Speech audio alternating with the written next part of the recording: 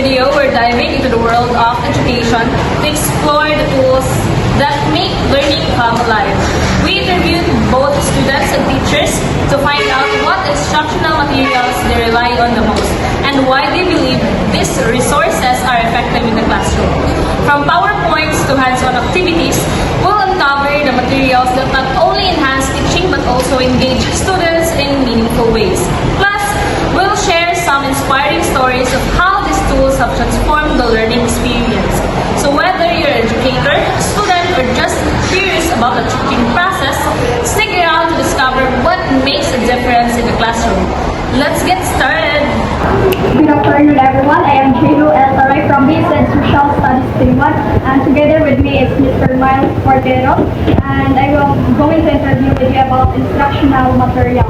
What instructional material do you use most often? If the technologies are available, such as the laptops, LCD projectors, I'm usually resort on using the PowerPoint. If wala yun, dapat makaibaw ka day before or 2 days before kamo klase na wala the availability of these gadgets and technologies, you have to resort to going traditional gama ka sa visual aids such as mga cartulinas, Manila papers, and posters. What do you consider to be the most effective instructional materials for your subject or class? Since we are living in the 21st century, mostly digitalized na magyuta, particularly our students are interested in utilizing the different gadgets and to make their work easy, PowerPoint presentation mostly effective para nako. Why do you prefer this material over others? As I have said earlier, kitang tanan busy, we resort to making our work much easier and convenient. Since PowerPoint kay dali ra man nato na access, gawa sa Microsoft PowerPoint, we have also the Canva. Sa Canva daghan kang mga tools magamit. Despite sa mga creative nga mga aspect so sa PowerPoint, napud kay ma-download atong mga elements nga mo relate sa unsay discuss kintahay. Can you share a time when an instructional material made learning or teaching easier or more engaging? Yes, of course.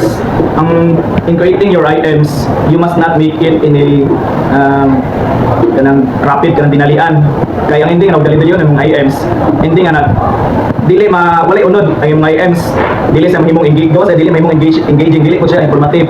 Muna yung resulta kung imong dali-dalion. So, in creating your items, dapat mo invest yung saktong oras.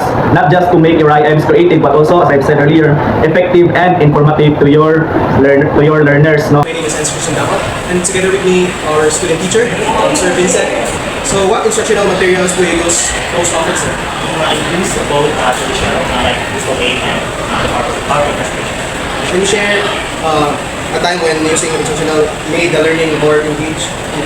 I try to use PowerPoint presentation since it will make the work during our internship at Science High School. And what's nice about PowerPoint presentation, aside from making the work easier, it can inculcate learning to the students and it can improve creativity. Hello, I am Jasmine from Indian Ibugas, 22 years old, a student of the Bohol Island State University main campus, and I am taking a Bachelor of Secondary Education major in English, 4th year, graduating student. Okay, so I have this question about your teaching internship. So first is, what instructional material do you use most often? Since I've been into my internship journey already, the most useful or the instructional material I've been using is PowerPoint. Okay, so what do you consider to be the most effective instructional material for your subject or class? Again, since I've been using PowerPoint presentation, for me it is the most effective PowerPoint instructional materials to be used, especially in this generation today that we are modern. Next is, why do you prefer this material over others? PowerPoint presentation is, it is more applicable, it is useful, it is because it is easy to use and you can add many elements that can catch the attention of your students, and also it can lessen the hassle, especially when you are an internship teacher, because you'll be making so many things aside from the PowerPoint itself. That's why I better use PowerPoint so that I can, lessen the time in making other things. Yeah. Okay? And then lastly is, can you share a time when an instructional material made learning or teaching easier or more engaging? When I was teaching in Dr. Cecilia Putong National High School or Bulhay, I am teaching grade 7 students. So basically, students there, since they are grade 7, I need to have an instructional materials that can cut their attention. And with the use of the PowerPoint presentation, I've been able to add text, add colors, add life that can get the attention of my students. And of course, also with the use of the PowerPoint presentation, you can add sounds. And with sounds, they can attract or engage your students, especially that they are grade 7 students. Indeed. Okay, thank you so much. Thank you for lending your time. Thank You're you. welcome. Hi, I am Gabriel Mario D. Bonidor. I am second year student from Bachelor in Secondary Education majoring in English. Hi everyone, I'm Maria Camille T. Kanda, and same as him, I am also from Bachelor of Secondary Education, major in English from Section 3. What instructional material do you use most of?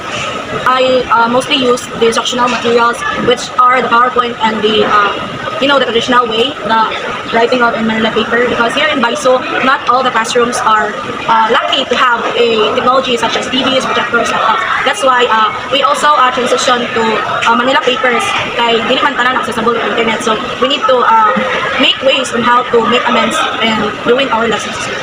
What do you consider the most effective instruction material for your subject or in your class? So in our class, we use mostly PPTs. Though may instances that we use, so it's not mostly just PPTs, which is kanang common na sa mga or sayon na kayo para sa classes just because we are technology driven naman doon currently. Okay, so number 3, why do you prepare this material over others? I prefer this material because first, it's convenient and it's accessible for everyone. Kaya karon magod para sa inyo na technology driven na ta. So as a student which are also teacher educators, we need to adapt to the technology. Kaya if dili ta mo adapt, mabiyaan mo ta. And for the instructional materials, of course, sa kaning Manila paper na handwritten or printed, kwan siya mas dali jud siya but time consuming. Pero overall, nindot jud gyapon siya gamiton kay as I've said, dili jud tanan classrooms na ay kanang TV. So mako. My name is Leandro Alcas, and together with me is... I'm Kevin. For the first question, sir, how do you define instructional materials? For me, I define instructional materials as a tool that the teacher uses to give it to the student, for us as student to understand the lesson or the exact topic na discuss with teachers. What instructional materials do you prefer? Okay, I mostly prefer any kind of instructional materials. Basta kay it is digitalized, like it can be open to my phone because wherever I go, I bring my phone. So for me, it is an accessible content to access. Dali na siya, no? Easy to access. Okay, no? Anytime kung gusto mong study, I can do it. Like, sa type of phone, ako sa balay, or anywhere, maka-study ko. Open sa phone. So, copy or anything. Can you give like exact instructional materials or software or hard copy that do you think that's really help you understand or really grasp the lesson that the teacher giving to you? Okay, so for me, I love reading. So for me, I like OneNote, like soft copy file. So file na word without a word ko there is a story like they explain it very well because once I read it once, I read it all. I can understand it. So whenever I review, I just go through some key points in the story. Mas dali, mas na-absorb mo lesson. For that, sir, thank you so much. And that wraps up our exploration of instructional materials in the classroom.